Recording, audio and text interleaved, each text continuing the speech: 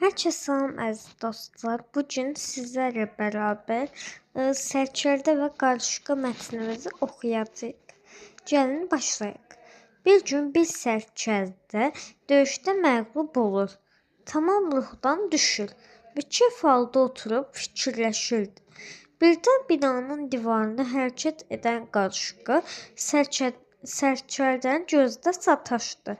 Qarışqa bir buğda dədəsi götürüb divarla yuxarı qaldırır, gücü çatmayıb yerə salırdı. Qarışqa yenə də buğda dədəsi götürüb divarla yuxarı dırbaşırdı.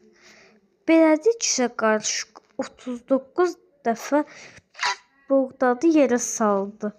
Nəhayət axırıncı dəfə o buğda dədəsini öz yuvasına apara bildi. Sərkərdə gördü ki, qarışqa öz məqsədi yolunda necə inadla, səbirlə mübarizə aparır. Sərkərdənin gözlərində sanki işıq gəldi. O qarışqanın hərəkətindən özü üçün ibrət götürdü. Yenə qüvvə toplayıb məqsədinə nail oldu. Düşməni qalib gəldi.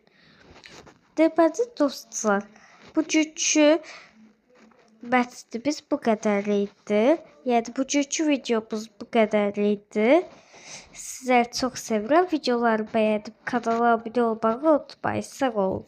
Bay bay.